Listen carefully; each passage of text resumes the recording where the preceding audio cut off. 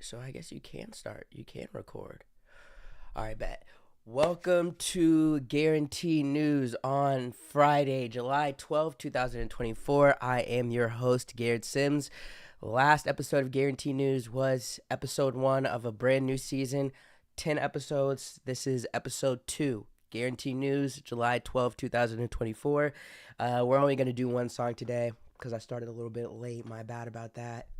Hold on. Shit. Damn. Hold on. I'll do this. Let me, so you guys can see a little song.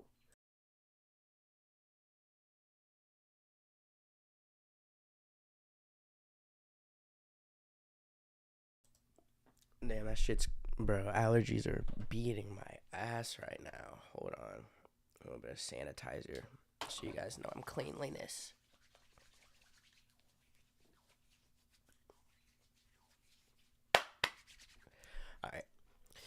All right, welcome to Guaranteed News. So last episode was a little bit longer. We're going to be a little bit shorter, but there's still a lot to talk about. So yeah, we're going to do one song, get right into it. We are going to play, it's always a K-Ferg 500 song until something changes. We are going to play Rolling Loud by K-Ferg 500. And we're going to get an ad first. Always got to get the ad first. All right, let's go. And for 50.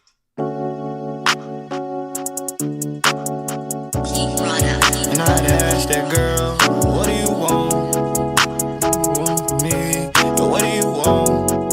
What do you want from me? New bitch, a dancer, always work late, we can't go out. And I been smoking exotic all fucking year, nigga, ain't no drought. She act like she know me, it ain't shit that she really know about.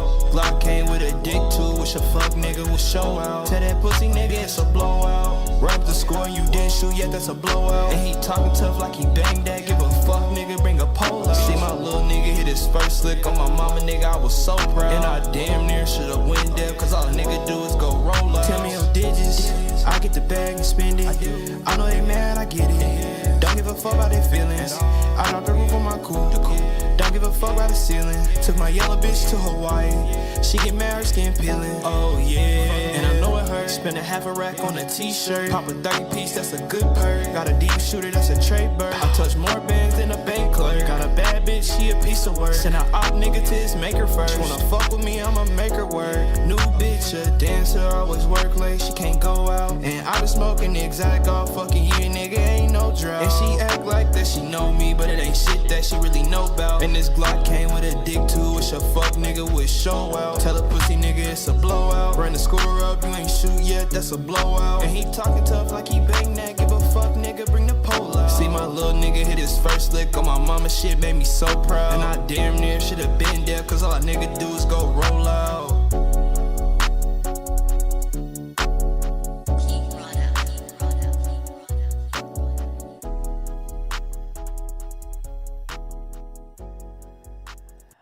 All right, let's officially get started. Good morning. It is 9:10 a.m. or from wherever you are. Good morning, afternoon, evening.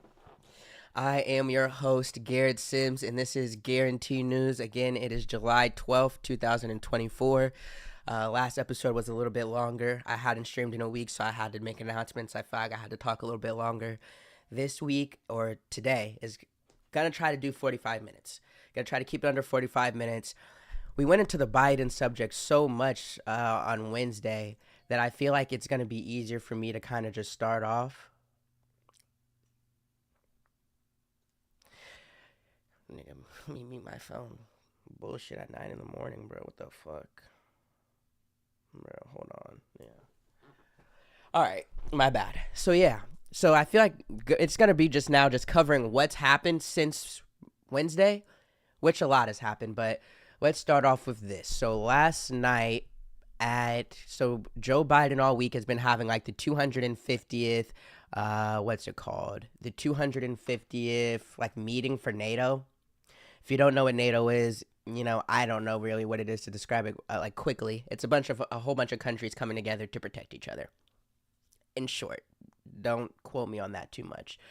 But yeah, so Joe Biden had the 75 or 50th, I think, now said meeting for NATO, yeah? And during that meeting, when it ended last night, he held the first big press conference since that debate that we talked about on Wednesday. And he talked for about an hour. And the questions were supposed to be about, what he's doing for the country, how good the NATO summit has been. But most of the questions that he got were about his fitness to be president and his ability with his age, cognitive decline, everything that's been going on.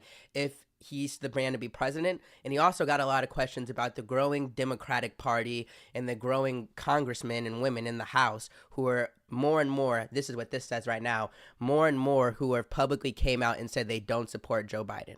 When I recorded on Wednesday, I think it was 4 or 5.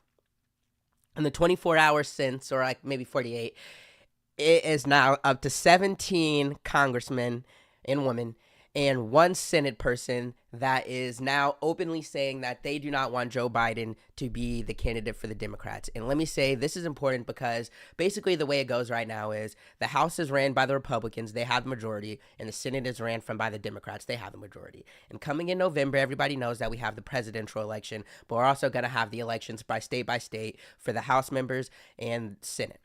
And basically what all the Democrats are saying is, Joe Biden, you look so bad and you look so fucking old. Not only do we think these people that have came out against him publicly, they're basically saying, not only do we think that you can't be president, we also think because you look so bad and we look close to you and you're in your party, you're going to make us lose the House and Senate. And what they're saying is, they already don't have the House, but they're saying if we lose the House, Senate, and the presidential election, it's fucked for Democrats. It's fucked for everybody but except for like middle-aged white men. And Donald Trump is going to be the president. Republicans are going to run everything, and Project 2025 is going to happen. So that's basically why they're coming out, because they're very scared, because they all say, hey, Donald Trump is a fear to our democracy, and by you looking so bad, you're going to hurt the House and the Senate, not only the presidency. And if Joe Biden loses the presidency, Democrats winning the House and keeping the Senate, but definitely keeping the Senate, hopefully winning the House, that's going to be like the only thing or only chance to stop Donald Trump from doing whatever the fuck he wants. So that's pretty much why the Democrats and congressmen, or the Democrats in the House, are coming out with the way they are and saying they don't want Joe Biden. Now, let's go a little bit to this Joe Biden talk. Let me see, where is it at? And again, he talked for about an hour. Took questions from media. All right, so let's get bigger. All right, so he talked about an hour, took questions from media. What did he cover? Well, first, let's get into this. I'm going to give this a C. Not a C minus, not a C plus, a C. And let me look up a grading scale, just to be sure.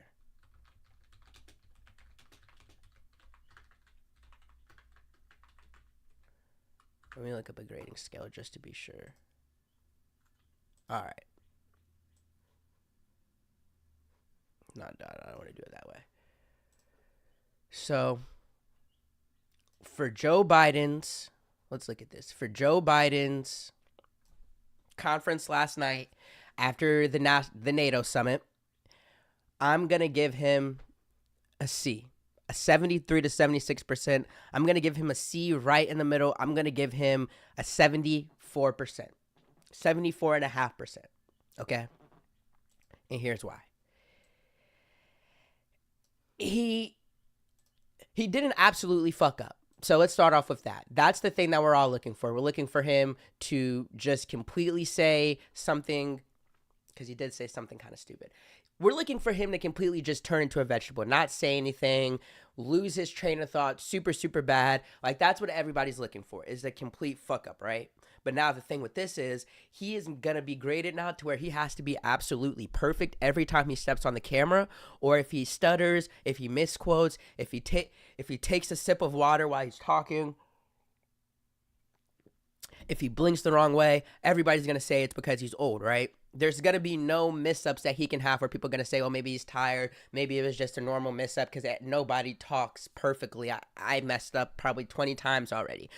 No one's going to see it that way, right? So he didn't have a complete mess-up, but he didn't have a perfection either. He wasn't perfect. Multiple times during this conference, he whispered, he stumbled over his words, just not a bad, just a tiny bit. Sometimes he whispered for like effect to make himself maybe sound better. Sometimes he whispered because I don't think he knew exactly what he was saying. Like it seemed like an old man whisper. And multiple times he said the wrong thing. He got people's names wrong. And that is another bad thing because it just looks to the memory thing and the old thing. It just looks like an old problem.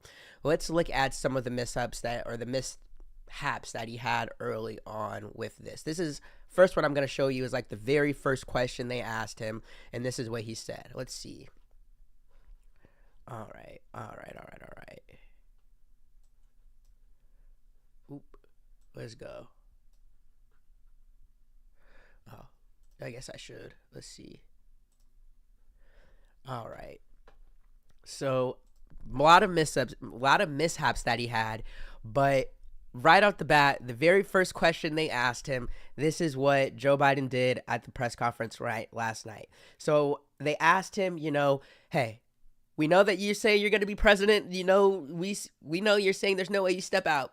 But let's say you did step out. Do you feel like Kamala Harris is going to be the right person to be the president of the United States? First question, right out the gate. This is what he said. I wouldn't have picked Vice President Trump to be vice president, but I think she was not qualified to be president. I wouldn't have picked Vice President Trump to be vice president, but I think she was not qualified to be president. And that's one of those ones where, where you have to gauge where it's like, if somebody else had done this, we probably would be like, oh, that's just a mishap. But with everything that's going on with Biden, this does look bad. And I was watching this live.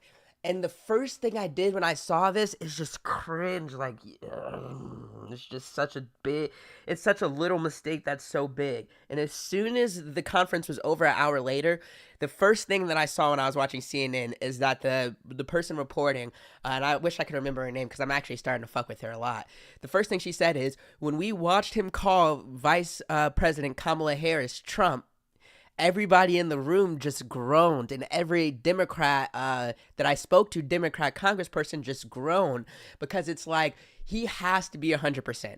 And there's absolutely no way he can be 100%.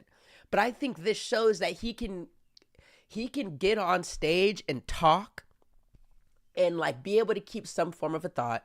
They asked him questions about the Israel Palestine war. They asked him questions about Ukraine, about America sending weapons to Ukraine, and Ukraine using American-made weapons in the war. Like he talked about high-level things that the average person, you or me, wouldn't be talking about. And he seemed a little whispery. He seemed a little stumbled.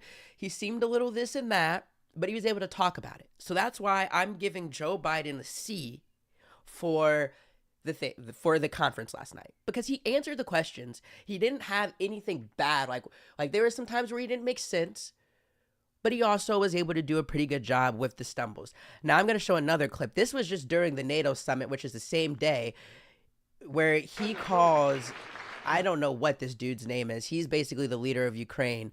The tweet probably says it. Watch Zelensky's reaction as Biden calls him Putin.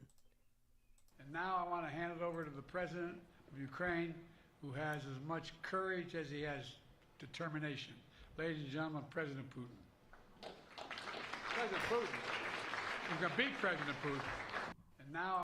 He caught it immediately. Oh, she said, President Putin. We're going to beat President Putin. So the name mix-ups, and seeing that they're both happening the same day, seeing that, this nigga probably has a ton on his mind. You have Putin. You're giving all this money to Ukraine. The Zelensky, Putin, the names are right in your head. Kamala Harris, very stressed. The names he's mixing up are connected, and he's old as shit. Like, this is just old people shit, and it is really bad. You don't want the president to do this. It is kind of just bad to see. So now that's that with that. A couple more comments with just the conference itself and what I got from it. He's not, it doesn't look like he's anywhere close to getting out of the race. Now, this is kind of what I'm seeing, where my opinion isn't really formed yet, because obviously in the back rooms, it's clear. Every single Democrat in Congress, 90% of them, everything I've heard on CNN, Fox, News Nation, those are the three that I've been trying to mainly watch a lot. They say nobody fucks with Joe Biden right now. All the Democrats. And 17 have came out and said that they publicly don't want him. And in this meeting, or in this conference, every question he was asked, every single time he had the opportunity to say it, he made it clear, I'm not leaving. I'm not fucking leaving. Like Jordan Belfort in Wolf of Wall Street. This is what he kept saying. I started a job 4 years ago as the president, and it's my duty to finish that job. And I think I'm the one who's able to finish the job, beat Donald Trump, and lead America to where it needs to be. That's what he's saying. And the conversation people are asking you is, hey, you've been in politics for 50 years. You've been president for 4 years. People say you're one of the best presidents because of the policies you've able to put, because of what you've done for the middle class. This is what they're saying. I'm not saying this is what they're saying in like the questions. Do you want to risk that great political career and that great political legacy for holding on to the White House and not listening to the advice of all the representatives and smart people that might not be in your tight circle, but are educated and smart people who care for you and do like you? You want to risk that. And from everything he's saying is, this isn't about my legacy. This isn't about me. This isn't about what I want. This isn't about my family. This is about what's best for America. This is about the job that I set out to do, and I'm going to do it. That's what he's saying to us, the American people, and it's hard for me to believe that. That sounds like a fucking bullshit lie, because in my opinion, I think he is getting, I do think his wife and I think Hunter Biden and I think his really close-knit circle are harming him and keeping him from kind of realizing what's going on and taking advice. And again, I'm not going back on my fact that I think it's too late, but this should have been happening months ago. But I guess I say all this to say, the conversation keeps growing about whether or not he should leave or if he's going to drop out. And every time he steps onto the camera, he keeps telling everybody, I'm not fucking leaving. Now, let's look at a couple of big people who have said some things about him leaving. Let's start off with the more boring one, Nancy Pelosi. So Nancy Pelosi is a household name. Even if you don't know what she does or exactly who she is, you probably know that Nancy Pelosi is, wrong one. You know that Nancy Pelosi is a Democrat, and if you're a Republican, you probably hate her. If you're a Democrat, you probably will respect her. She's been around for hella years. She's old as shit. There's no running away from that. So, on a morning talk show on MSNBC, Nancy Pelosi got on TV on Tuesday morning, and keep in mind, Nancy Pelosi is one of the highest ranking, one of the most popular, one of the most well-known Democrats. So what her words say is important, and they hold weight. And another thing with Nancy Pelosi is everyone says that she is very purposeful with her words, what she's using and what she says. And again, her being such a high-ranking Democratic, just a Democratic person, this matters. So look at what she said on I think Tuesday morning on a news talk show. As long as the president it's up to the president to decide if he is going to run. We're all encouraging him to make that decision because time is running short. I think overwhelming support of the caucus. It's not for me to say. I'm not the head of the caucus anymore, but he's beloved. He is respected. And people want him to make that decision, not me. He has said he has made the decision. He has said firmly this week he is going to run. Do you want him to run? I want him to do whatever he decides to do. And that's the way it is. Whatever he decides, we go with. We have your support to be the head of the Democratic Ticket. This makes me feel like when I come out with like an outfit that I think looks really, really good, and like my mom, my dad, and my brother are like, they just look at me crazy and they say, you want to wear that? You sure? And I'm like, yeah, I'm fucking sure. This looks fresh. I want to wear that. And they're like, okay, go ahead. Like she's saying right here, if you listen to this, she's saying, I want Joe Biden to sit down and think really long and hard and make a decision about what he wants to do and make a decision for the American people. Joe Biden said after the debate with the George Stephanopoulos interview on Friday, I'm going to be the fucking president. He said in the press conferences that we've heard like reportings of from Democrats in like private lunches, I'm going to be the Democratic nominee for president. I'm not leaving. He said at the conference just last night, keep in mind, Nancy Pelosi had this interview like Tuesday. It's Friday, just last night, Thursday night, Joe Biden had an hour-long conference, and every time he got the chance, he said, I am going to be the Democratic nominee.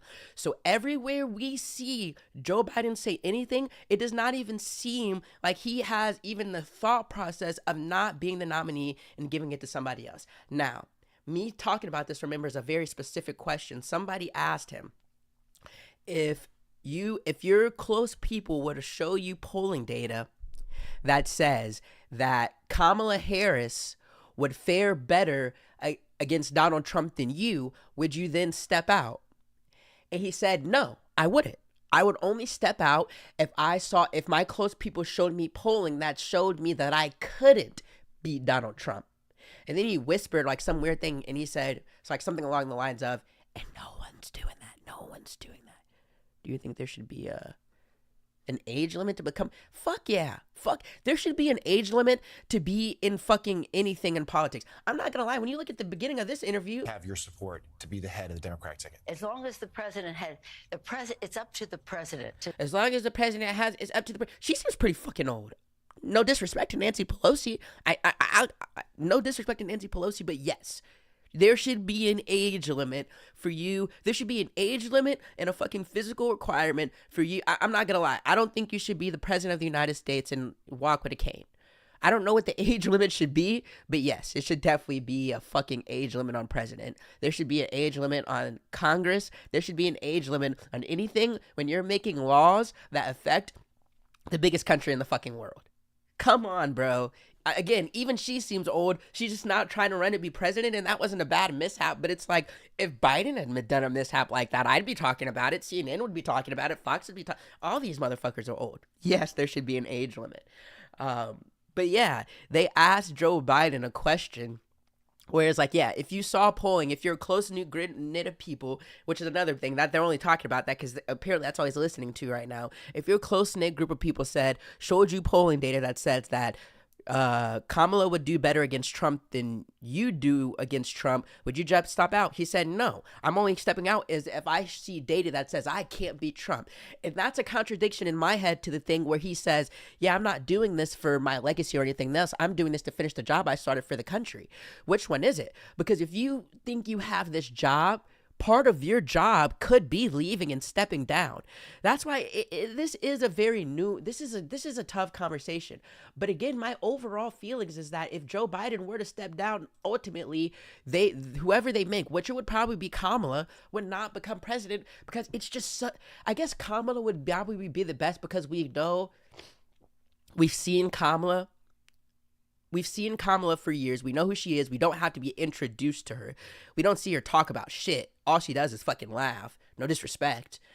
But we know her face. It would be better than getting someone like Gavin Newsom, who, like, if you're watching this, you probably don't know who Gavin Newsom is. I didn't know who Gavin Newsom is until about 2 weeks ago. No cap.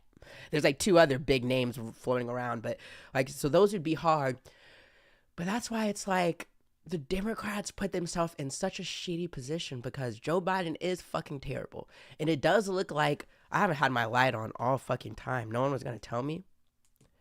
Did I look like shit? Like, could you see me? Fuck it. We ball. We're already halfway. I'm more than halfway through. What was I saying? Oh, yeah.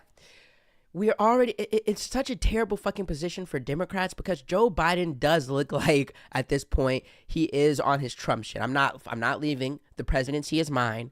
I know what's best. You guys don't know what's best. I'm old. I'm white. Suck my dick. I do what I want. That's the air that he's giving right now. And that's the Trump air. That's what, like, if you like Trump, it's probably because of that air that he gives. That, hold on. There we go. That's the light out. That little orange light.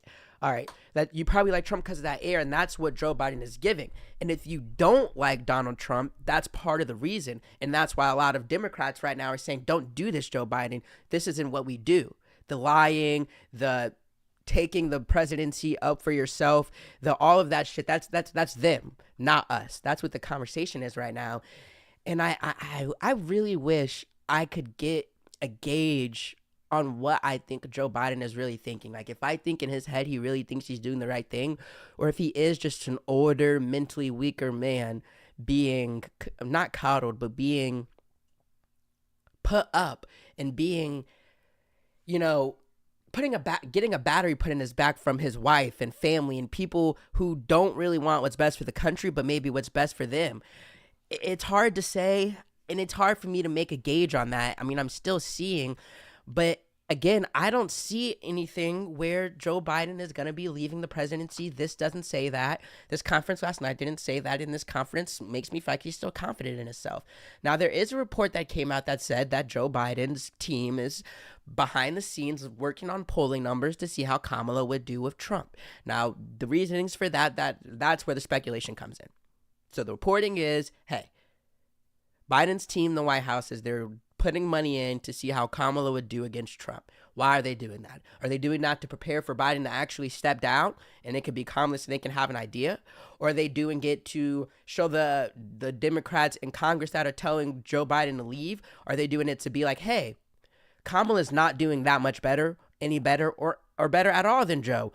You guys are doing all this, but look at these polls. Like, what is it for? Is the polling numbers for the team to show Joe Biden that he's harming? Or are the polling numbers for the team to show the Democrats that Joe Biden's not bad? And this is another thing that I want to get into this. The conversation now with the presidency, and Trump loves this, I'm telling you. This is why Trump, if you've noticed, he had his little thing in Florida. He does Truth Social every day. But like the Trump, he's getting his own marketing right now. They've been quiet, and they're turned back up soon. But the Biden administration is doing the Trump work for them because nobody's talking about policy. Nobody's talking about this 2025 project. People are, but not really.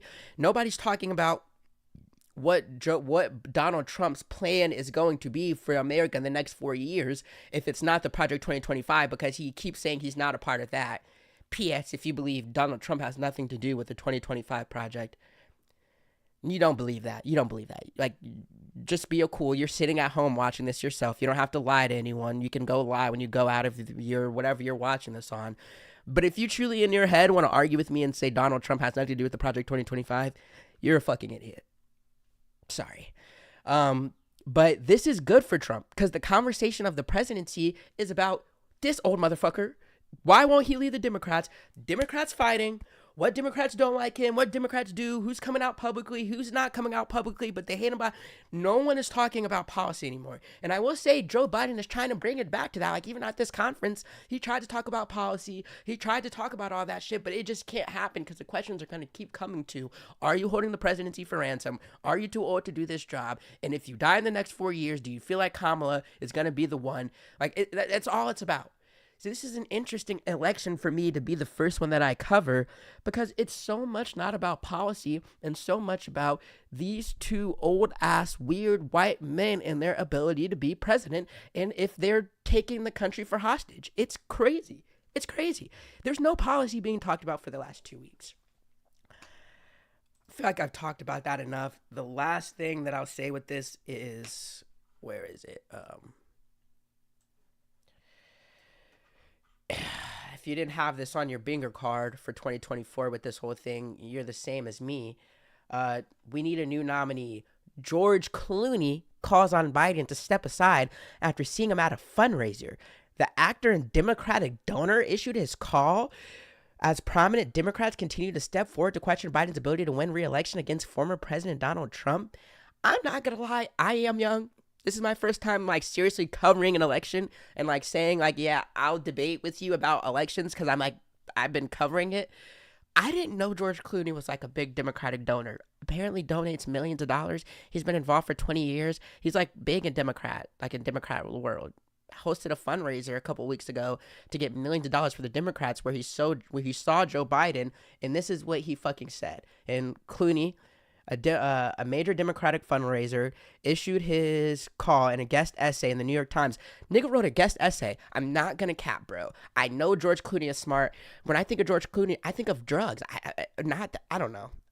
At the risk of sounding like a babbling idiot, because you know what? I'm gonna leave it because I will sound like an idiot. But it's like a guest essay for the New York Times, Democratic like $1 million donor.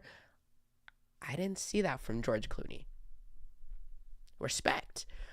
Yeah, and the New York Times, and another thing too, the New York Times right now, can't, the New York Times is posting some fried shit, just a lot of reporting, good reporting, but like I have some questions in my head of like the New York Times as an organization, where their loyalties lead. Not that that matters, but like another thing that's interesting to me as I'm like just being so much more in the news is like major corporations, like when you kind of just sit back and like look at the headlines for 2 weeks, they do actually, they have their ways, they have their ways that they go with stuff. Interesting to me as well, because I'm keep getting off topic. But the New York Times, as prominent Democrats continue to step forward to question Biden's ability to win re-election against former President Donald Trump following Biden's debate performance last night. Oh, this is about the debate. This is crazy to me. It's devastating. This is George Clooney in the thing. It's devastating to say it, but the Joe Biden I was with 3 weeks ago at the fundraiser was not the Joe Big Fucking Deal Biden of 2010. Clooney wrote, referring to a star-studded event in Los Angeles that Biden attended last month before the debate. He wasn't even the Joe Biden of 2020. He was the same man we all witnessed at the debate. Reach for comment, a campaign spokeswoman pointed to Biden's previous comments that he's staying in the race. He wasn't even the Joe Biden of 2020. He wasn't the same. He was the same man we all witnessed at the debate. And that, my friends, is where I will leave off my Joe Biden politics conversation for today. Everyone, when you go on the news, when you listen to Democratic spokespeople, when you listen to these trustworthy people, the party that's supposed to be more trustworthy, and I don't want to seem like I'm a Democratic hater, because I don't see myself as Democrat or Republican, honestly, but, and I'm more left-leaning, but the Democrats actually, they clearly do lie, because everything you see is, when you hear these people talk, they'll say, hey, I hear what everyone else is saying. When I talk to Joe Biden, he seems like he's there. I just had a conversation with the Zelensky president of Ukraine. Democrats that I've been seeing going on CNN and talking, they'll be like, hey, I talked to Joe Biden and he doesn't seem like he's not there. Like, I see what we see on the debate. That was a bad night. George Clooney, whether you believe him as a real source or not, that's up to you. I guess I'm still kind of going on that, but I do. But he's saying, hey, the Joe Biden that I saw in the fundraiser up close and personal 3 weeks ago, that's the Joe Biden that we all saw at the debate. The debate wasn't a one night off thing. It was the common theme. And another thing that's been coming out is that that Joe Biden's people, when he goes to radio shows, they ask the questions. They ask, sometimes with radio shows, if it's like a radio show that he went on earlier this week, they cut out a part. They prepare Joe Biden for every single thing. They don't really let him go off the cuff. That's why it was just so impressive that for an hour last night, he just took questions and stuff off the cuff. The Joe Biden campaign seems to be coddling him an extreme amount, and very few people are coming out and saying, respected big people are coming out, even the people coming out and saying they think Joe Biden can step down, and Democrats, very few of those people even are saying, hey, I spoke to Joe Biden and he seems like he wasn't on there. That's a big thing to say about the president, especially when you hear that his family and his people are being like assholes kind of right now. And like, they're seeming kind of Trumpy. If you say something about them, they're pushing you out. So it's scary to say that. George Clooney said he took the elephant in the room and he looked it directly in the eye. Hey, at a fundraiser, I'm a Democrat. I spend millions on these motherfuckers. And I just saw the president of the United States 3 weeks ago. And he was the man at the debate that couldn't keep it together. Not the man that they're trying to say. And that's all I'm going to say about that. No one, he is probably the first person that I've seen with reporting that has said that. Call it impressive, call it disrespectful, call it hurting the Democratic Party, calling it trying to be honest and do what's best for the country. That's up to you. But you gotta at least say this. Fucking bold. Fucking bold. He's an actor and that's the president of the United States. Fucking bold. George Clooney. I will say this. People with drug problems never have a problem being bold, it's seemingly, you know? Like, you can be bold. And I think if you get over a drug problem, like, bro, I was a fucking drug addict and I got over a drug problem. I'm going to see what the fuck I'm thinking.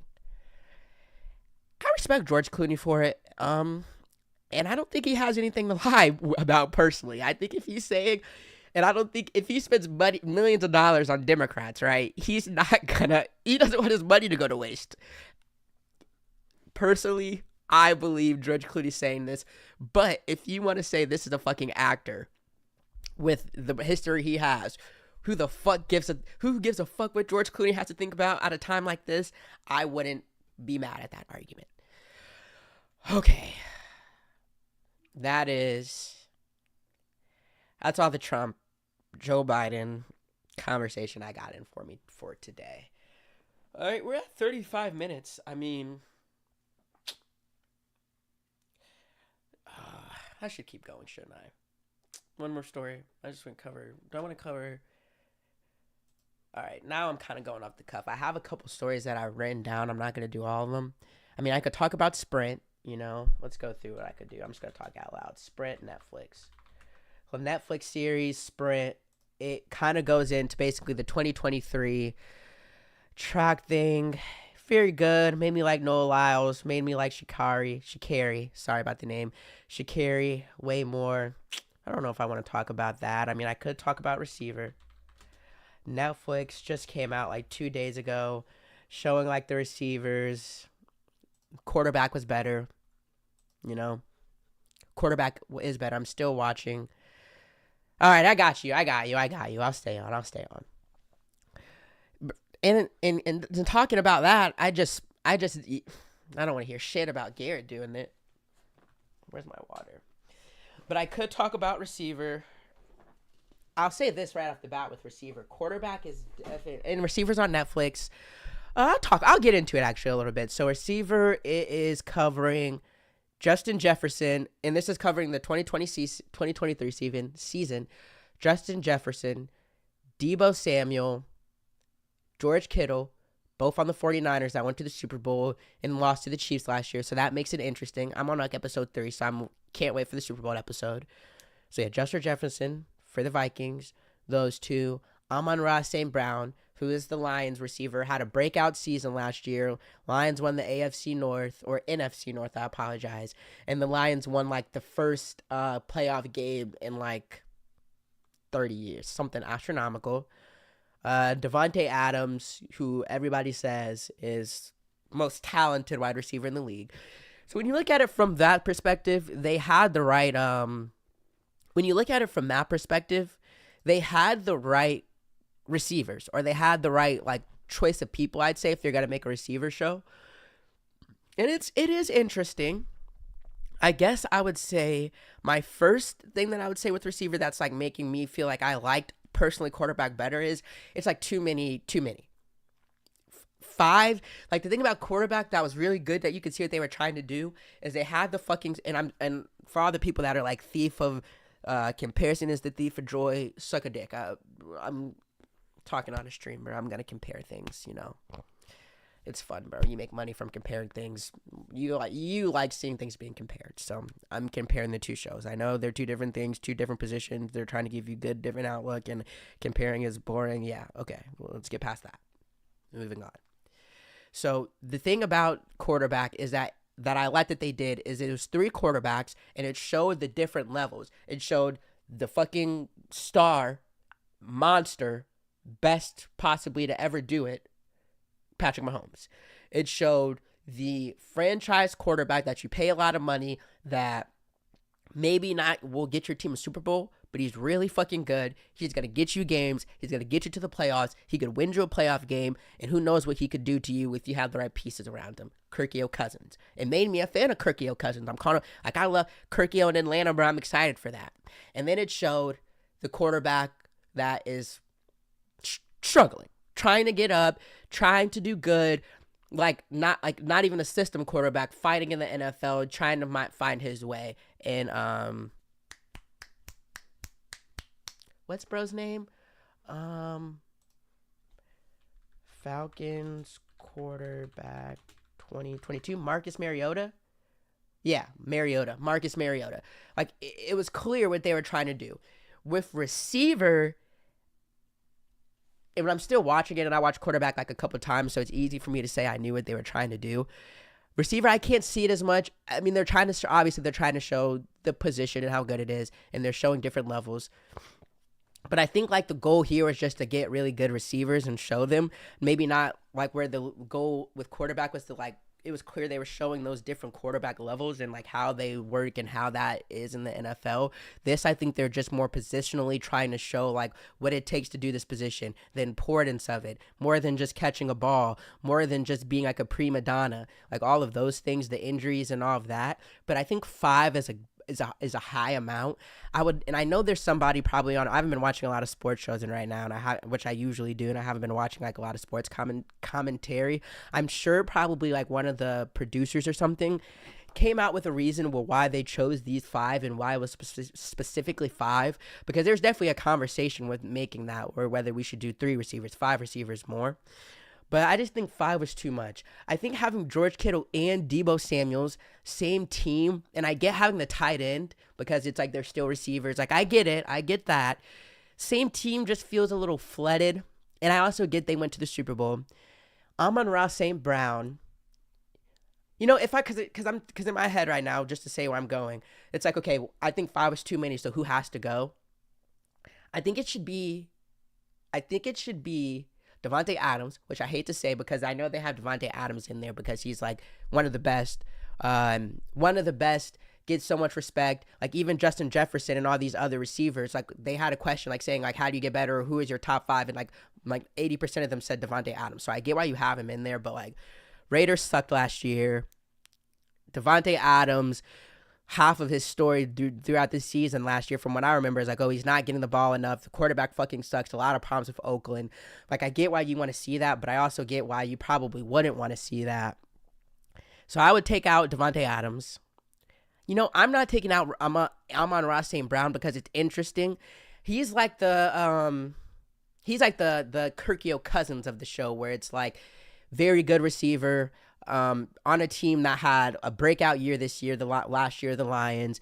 Like, maybe not the star show entertaining from that perspective, but his season, his work ethic, like Amon-Ra staying. He's entertaining. Justin Jefferson has to stay because Justin Jefferson is the Davante Adams of what the show, what the show could offer. Obviously, Davante Adams is like the veteran. That word couldn't come to me for a minute. Davante Adams is the veteran, right? But like, you show Davante Adams to show the veteran who's also a stud and can do everything. Justin Jefferson's the stud that can do everything, and he's not. That's a debate on if you want to call him a veteran or not. I think he's like not a veteran, but he's scraping it. I think you could take out Davante Adams for that reason, right? Because you got the star, you got all that, you got the flashiness and all that. And keep in mind, I do like seeing Davante Adams. Like, he's interesting and he is really good, and it's not boring. And I think you take out. I don't want to take out Deebo because he's so good, but I think you take out Deebo because I like the tight end factor of George Kittle, and George Kittle is very interesting on camera. He's more upbeat.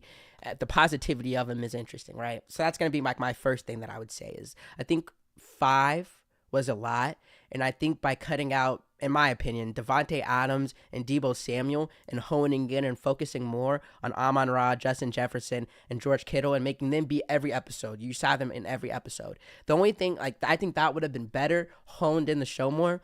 Of course, I wasn't in any conversations on the production, how to make this show, how they wanted it to look. So this is just me talking from a completely fan perspective, and I could definitely watch a video in 2 weeks or see something that makes me completely understand. So I'm not holding myself to this. That's just my opinion watching it because, it's just interesting. Some episodes you don't even see certain receivers because it's too flooded. It's too many to show 5 every episode. So there's that. Now the show is great. I mean, with shows like these, I always am like wondering, like I always want to see things I didn't know, or I want to get a different, like you want to get a peek into the world, right?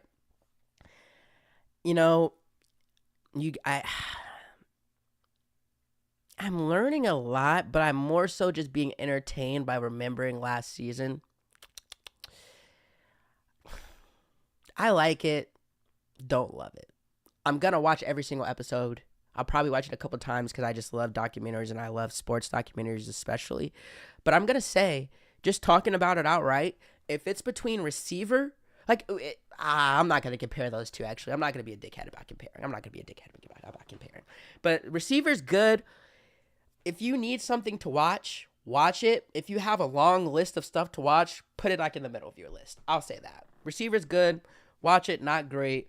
And I'd say my favorite that I'm seeing right now, I mean, the three that I said we should keep. Justin Jefferson, so I guess that's biasy right there. But Justin Jefferson, George Kittle, well, those two. Because I'm not even gonna say I'm on Ross St. Brown because he's not that entertaining. No offense, but his work ethic, his family upbringing, like just stuff like that with him is what makes his story is very interesting.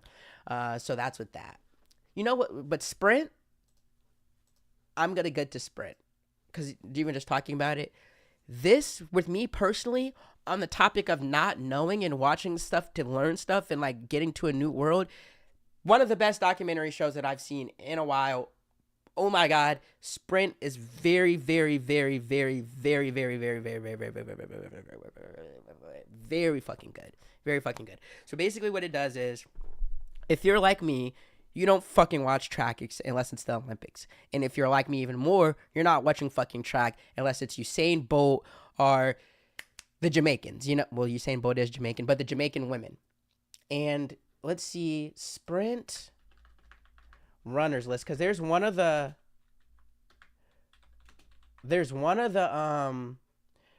Jamaican runners in Sprint that I do remember, and I feel like if you've been watching it for a while, you're gonna remember it too. Noelle Lyles, Sha'Carri, Gabby Thomas.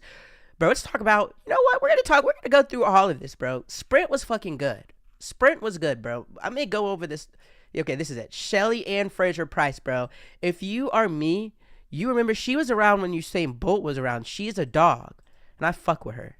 I fucked with her. I fucked with her for real.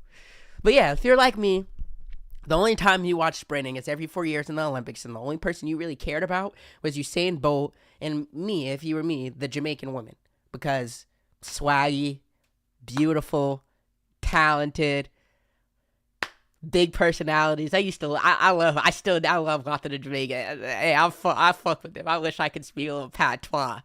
Yeah, shout out Shelly Ann Fraser-Price. And shout out, I kind of liked her, Sharika Jackson. I already remembered her name. Where's she at? Sharika Jackson. She is a damn dog. Sharika, another Jamaican, young and up and coming. She's an absolute dog. I just liked her because of like her personality. But okay, let's get on to the show and the point. That was a big ass intro for me to say. Sprint is really fucking good. Sprint is good. So this is what it basically did. It took the 2023 track season. Again, I'm not familiar with how track goes and how the season is. So it took the 2023 track season and it just documented it. It basically is doing what receiver did and what quarterback did. It just takes the track season and looks at it. And because track is not a popular American sport, it was very interesting to me to just see the training that goes into track, the mental toughness you have to have for track, just everything around that. And this is one of the main things with this show, and just hearing all these amazing, talented sprinters and their mindset that impressed me so much. The thing with most sports, even football, soccer, basketball, in other sports, because track is a single person sport, and even with other single person sports like tennis, fighting, boxing, MMA, the thing about all those sports is there's a lot of time, or there's options for you to recorrect. You know, you have a bad half, you can come out and have a better second half and fucking win. In basketball, you can have a bad 3 quarters. If you have a great fourth quarter, you could potentially win if you're like 15-20 in going into the fourth. Soccer, it's a game of moments. You get your one big moment and you could score, but you could have played bad the whole game.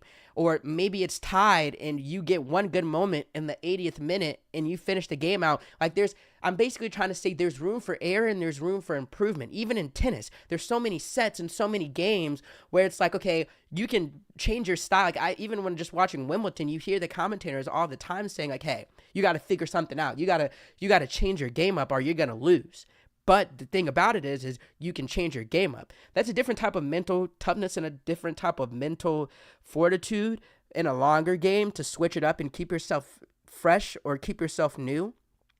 But the thing about track is sprinting, obviously not distance because distance is longer, but the thing about sprinting, the 100 meter, the 200 meter, which is what they're mostly talking about in the show, the runners that they show, they're basically running the 100 and 200, is that you train for years and years and years, months and months and months for one moment one straight or two straights down a track, and you have to be on your fucking game right fucking then. There's no second half. There's no coach telling you to get better. There's no like little break. There's no right then and there.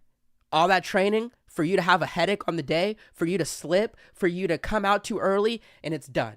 You don't get another chance until, I mean, for Olympics, 4 years. For like the World Championship, I think it's every 2 years. Like the room for error is so small, and the mental fortitude and calmness and training and ability to go is so, you have to have so much for that it's almost like your mental has to be so fucking strong. And that's the thing with every single one of these runners. The personalities are different, how they show it are different, but these men and women are supremely confident because they train. They have to be confident in themselves, because when they step on that track, if there's any fucking sense of mess up, you're not going to do good, and then you don't get another chance. Like it's very little room for error, which was impressive to watch, because they have to deal with that, and that's a part of the game. So that was like the big thing to me with just being like a big mental person, of like the control of the mind. Like that was like a personal thing that like I got connected to the show immediately, right? Then just like the personalities and the people. So track, didn't know this, but it makes sense. The 100 meters where the dogs are, like 100 meters. If you don't know what 100 meter is, it's just straight. A whole track is 400 meters. I'm probably not telling you anything you don't know. 400 meters, four straights. You got the 2 turns and the 2 straights. So not 4 straights, 2 turns, 4 straights. 100 meters is just 1 straight. That's where the dogs go. That's where the shit talkers are. That's where the prima donnas are. That's where I'm that nigga, I'm that bitch, I'm him. That's where they are. 200 is, 200, good, you're good. But the dogs, the showmen, are in the 100. That's what they're saying, not me. I never ran track, so if I'm wrong or if they said wrong, don't shoot the messenger. So let's start off with Noah Lyles, right? Noah Lyles, basically you said the 200 is his baby and the 100 is his mistress. By that he meant like 200 he's a fucking dog. In the show, he's beating everybody by hella. Like in the show when he ran it got to the point like by the last episode when he was running a 200 meter, it's like, all right, that nigga's not losing, bro. Now the 100, he just got into the 100, he's not used to it, and that's where he had to learn. Like it's his mistress. He has to train for it more. There's more nervousness. Long story short, he like did a crazy ass thing, double medaled, gold in the 100 and the 200. He's a fucking dog. This is the thing with Noah Lyles. I'll say with this. At first, I didn't like, before the show, like the thing about Noah Lyles is I didn't like because I just thought, I'm gonna be honest, and a tad bit fruity. Not that there's anything wrong with that, but the annoying type of fruity. If you know what I'm saying, there is the annoying type. And then the whole thing where he was talking about like this was back in 23. They showed this in the show where he was like with the world champions talking about the NBA. I was like, that's kind of annoying. Why are you doing that? You're being that's corny. But then the thing that interested me with this show, where I was completely wrong, and you should never judge a book by its character, and I was an idiot for saying that. This man has a Kobe mentality. He is a fucking dog and a supreme hard worker and a showman. Talk shit, supremely confident in himself. That thing where I was saying where there's no room for effort, he like was saying like every time I step on the track, I know I'm gonna win. They can't fuck with me. I'm better than these niggas. He wasn't saying that, but that's the vibes he was getting, and there was no joke. You could tell he truly believed that. And another thing I really, really respected about Noah Lyles is he feels a personal obligation to bring the sport of track up to a higher level. And I have that same personal obligation with journalism as a whole, and I feel like he felt like in the show, people don't see track as being popular. We don't get the recognition that we deserve. And when I go out and I step out on the track, I'm competing from people from England. This guy right next to him that he's showing this picture, Kenya, all these different countries. In America, you win the NBA championship and they win the world championships. That's not the fucking world. That's America. And that's a whole nother conversation. I'm just going to get into, he's technically right. And he said that purposely because he knew it would do this. I'm talking about it a year later. People were talking about it the whole time. He's trying to make the sport of track bigger. And he says even in the show, to make the sport, the track of sport bigger, first you get the medals. First, then you be the best. You get the medals. You break the time records, and then you be a showman. He got the medals. He's broken certain records, but like not the 100-meter Usain Bolt record that he's going for. He didn't break that, but like he got the medals. He has some time. He has the times, the quick times, and he's adding the showmanship. Like he put together a plan to make track bigger, and it's working. Track has gotten bigger, and I think him and Sha'Carri, but him is one of the big reasons why, and you have to respect that. And me is my same plan of, I want journalism to be taken seriously in America again, where people can go and look at journalism, hopefully read articles. I don't know if that's ever going to come back again. People don't like reading, but people can read articles, or people can watch the news and they can feel like somebody's not trying to tell them what to think, or someone's not trying to trick them. Like that is like a personal goal of mine, is to make people trust in journalism, and for people to enjoy journalism, to be informed, entertained, ready to debate, healthy debates. Like that's what Guarantee News is, and that's what GS Studios is, and that's my goal. And on that goal, I'm sure there's going to be people that hate me and don't like me and say I'm a fucking idiot, and I have to have the mental strength to say it doesn't matter. I know that I can do that. And that's what Noah Lyles is doing and does for track, and he's completely aware of it, and he has the plan, and he's doing it. So I'm a Noah Lyles fan, 1,000%. Work ethic, showmanship, shit talking, and taking your craft and wanting to put it onto the world stage because it's not there. Those are all things that I can personally say, yeah, I fuck with that. Sha'Carri, I'm not gonna get on her too much, but she's a dog. Love her. All the Jamaicans, all the other stuff. If Sha'Carri's on the track, I want her to win. Personality, style, looks. Kim saying, I want to show just Sha'Carri. I love her. I love her. Let's move on. Not too much to be said about her. She has all the work. And let's keep that in mind. Like the work ethic, the differentness, the hardworking, the mentalness. Every single person I'm about to go through has that. So you don't even have to, I don't have to keep saying that. Her personality is big, cocky, God, family. You can see it in the pictures. Nails, face. That's just, she's show. She's show. Gabby Thomas. Very good. She's too nice. She's like the mixed girl that is white, always hangs around white people. And I hate getting that, and I won't say that. That's disrespectful. But that's the vibe she gives. But I don't know her at all. That could be completely untrue. But then when she gets on the track, she has the dog mentality. She's beating bitches. She doesn't really smile. Like the whole show, hi, how are you doing? Yeah. And then track, she's like this. And she's the best American runner in the 200. She's a dog. She is really good. The best American runner. Keep that in mind. Not best runner, best American runner in the 200. So she's good. She went to Harvard. Make your own thoughts. I don't want to say it because I hate judging books by its cover. But she was really nice, and she was really good.